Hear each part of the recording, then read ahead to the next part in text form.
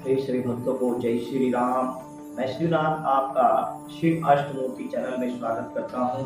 आज का विषय है हनुमान जी की शक्ति, हनुमान जी के दूत यानी बालाजी की शक्ति यानी उनके दूत सिद्धि शक्ति किस प्रकार मिलते हैं।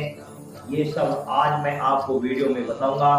मैं आपको बता दूं कि YouTube पर अनेक वीडियो इस टॉपिक पर बनी हुई हैं, किंतु वो सभी ज्यादातर अनुभव की है, यानी उन लोगों ने वीडियो तो बना रखी परंतु उन्हें वास्तव में उनका अनुभव बहुत ही कम व्यक्तियों को है। परंतु मैं जो आपको बताऊंगा कि श्री हनुमान जी के दूत या उनकी शक्ति किस प्रकार मिलती है, ये मैं अपने अनुभव से बताऊंगा कि मुझे किस प्रकार प्राप्त हुए थे। हनुमान जी के जो दूत, बालाजी के दूत मुझे जो आए थे, मेरे पास आए थे, वो किस प्रकार प्राप्त हुए थे, ये सब मैं आपको इस वीडियो में बताऊंगा। शुरू करने से पहले मैं शिवनाथ आपसे निवेदन करूंगा कि आपने यदि इस चैनल को सब्सक्राइब नहीं किया तो इस चैनल को सब्सक्राइब अवश्य कर लें, क्योंकि भक्ति मार्ग से संबंधित समस्त प्रकार की वीडियो मैं निरंतर ही इस चैनल पर अपलोड करता रहता हूँ। आइए प्रारंभ करते हैं। ये बात काफी समय पुरानी बात है, जब मैं श्री हनुमान जी की भक्ति प्रारंभ ही की थी, यानी अब से 20-22 साल पहले। मेरे इष्ट देव भगवान शंकर हैं, किंतु हनुमान जी का मैं रामलीला में पाठ करता हूँ, यानी रामलीला में मैं हनुमान का रोल करता हूँ, जिसको करते हुए 20-22 साल हो गए। तब से मैंने हनुमान जी की पूजा प्रारंभ की। उस समय मेरे मन में एक लालसा आई कि मेरे पास कोई ऐसी शक्ति होनी चाहिए जिसके द्वारा मैं लोगों की समस्या का समाधान कर सकूं, लोगों के बारे में देख सकूं। और उस समय मुझे किसी ने बताया कि ये चीज आपको बालाजी धाम से प्राप्त हो सकती है। ऐसा ही नहीं है कि आप बालाजी धाम से ही प्राप्त होती है। अगर आपके सेंसर सही हैं, अपने भक्ति मार्ग में आगे बढ़ रहे हैं और आपके पास भगवान की पॉजिटिव एनर्जी आनी प्रारंभ हो गई है, आपके शरीर से मलिनता जा चुकी है, तो आपको शक्ति कहीं पर भी प्राप्त हो सकती है। इसके लिए ये जरूरी नहीं कि बालाजी धाम जाना होगा, परंतु मैं अपना अनुभव बता रहा हूँ। मुझे किसी ने कहा कि बालाजी धाम आपको जाना होगा।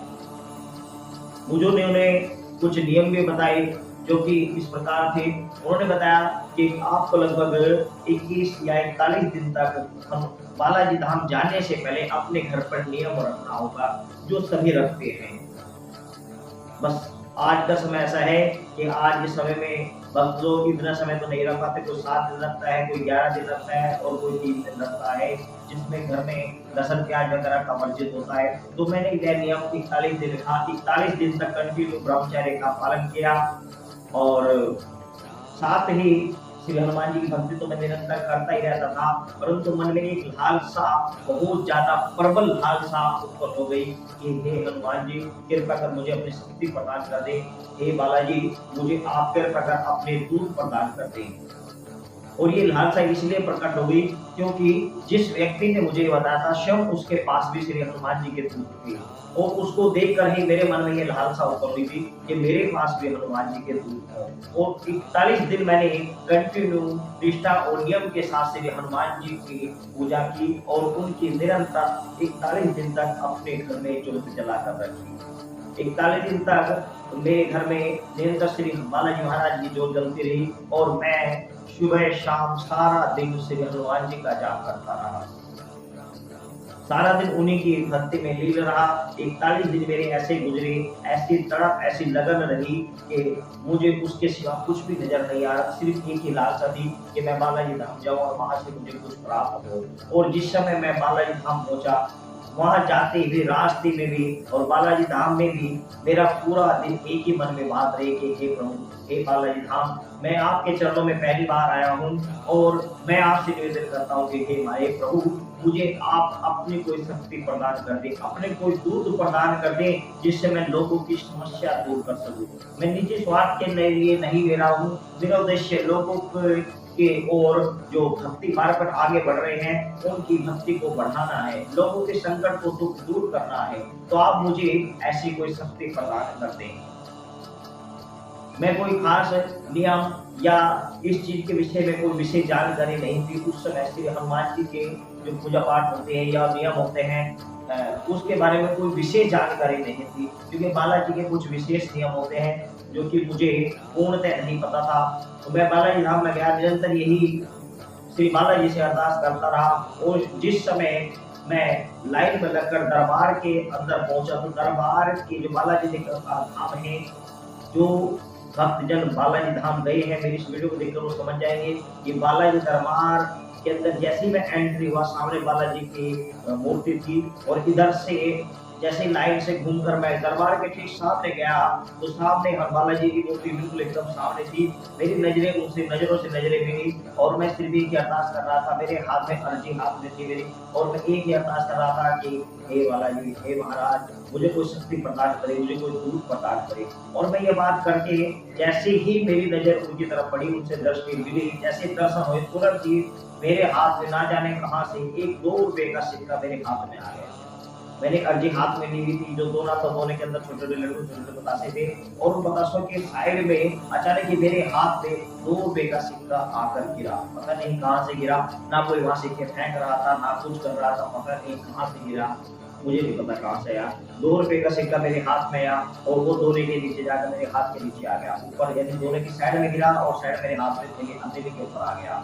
और मैंने देखा कि हाँ 2 रुपए गिरे हैं, कोई बात नहीं। मैं गया, मैंने वह दोना पंडित जी को दिया, उन्होंने भोग लगाया, पास थे प्रेमराज और कप्तान साहब। इस प्रकार मैंने समस्त जहाँ पे भोग लगाना था, ऊपर 3 पहाड़ी समाधि वाले बाबा, जहाँ पर भी गया मन में श्री देखी लाल सर ही कि मुझे बालाजी धाम अपने धाम से कोई शक्ति प्रदान करे, अपने धाम से कोई दूत प्रदान करे। तो वहां से आने के बाद जब मैं वहां से वापस आया, तो आने के बाद मुझे स्पष्ट रूप से दिखने लगा कि मैं कभी कहीं उड़ रहा हूँ, कभी कहीं उड़ रहा हूँ। 2 वानर मेरे साथ साथ घूम रहे हैं, 2 वानर, एक इधर और एक इधर। जो 2 वानर थे उनमें एक बंदर था और एक लंगूर था। 2 वानर मेरे साथ निरंतर घूमते रहते थे, निरंतर घूमते रहते थे। तो उन्हीं के माध्यम से मुझे दिखना प्रारंभ हुआ, उन्हीं के माध्यम से लोगों की जो समस्या थी मुझे दूर से ही पता लगने लगी कि अमुक व्यक्ति को क्या समस्या है, ये अनुभव होने लगे। उन्हीं के माध्यम से मेरे स्वप्न के द्वारा बात होने लगी।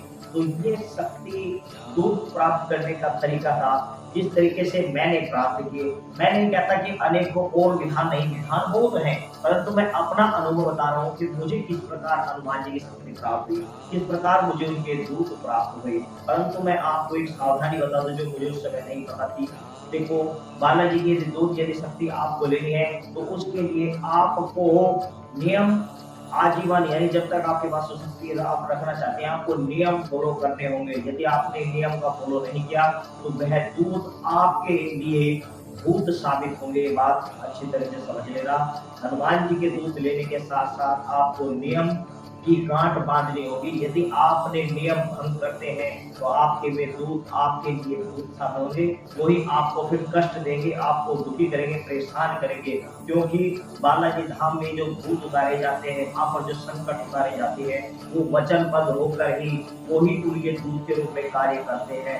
ये स्पष्ट रूप से समझ लेना। इन बातों का मुझे ज्ञान नहीं था, बाद में मुझे इन दूतों के माध्यम से ही पता चला कि वास्तव में ये कौन है और कहाँ किस प्रकार से हनुमान जी की सेवा में रहते हैं। तो पता लगा कि ये वो व्यक्ति थे, ये वो भूत प्रेत थे जो बालाजी धाम में उतारे जाते थे, बालाजी धाम में इनका वचन बंद किए जाते थे। तो ये इनसे वचन लिया जाता है कि आज के बाद आप अच्छे कार्य करोगे, बुरे कार्य नहीं करोगे। लेकिन यदि हम हनुमान जी की कृपा से कर आशीर्वाद से हमें कोई दूत मिलते हैं और हम उनका मिस यूज करते हैं, उनको लेकर भी व्याभिचारी करते हैं, गलत कार्य करते हैं, तो वे दूत फिर हमारा अनिष्ट प्रारंभ कर देते हैं। क्योंकि वो हमें वचन के द्वारा मिलते हैं कि जैसे ही अच्छे कार्य किएगा इसका साथ देना, परंतु जब हम गलत कार्य करते हैं तो वो फिर हमें उसका असर अवश्य दिखाते हैं। तो मेरे आपसे निवेदन रहेगा, यदि आपको हनुमान जी यानी बालाजी धाम से या हनुमान जी दरबार से या हनुमान जी की शक्ति प्राप्त है तो निष्ठा और नियम के साथ ही उसको फॉलो करना होगा। यदि आप ऐसा नहीं करेंगे तो वह शक्ति आपके पास से चली जाएगी और आपको संकटों का सामना करना होगा।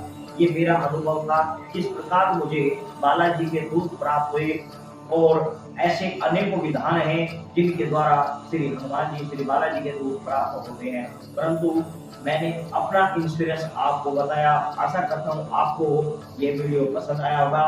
आपसे निवेदन है कि इस वीडियो को लाइक करें, साथ ही कमेंट्स भी करें। यदि कोई बात जाननी है तो कमेंट्स भी करें, मैं उत्तर अवश्य दूंगा। सभी भक्तों को जय श्री कृष्ण।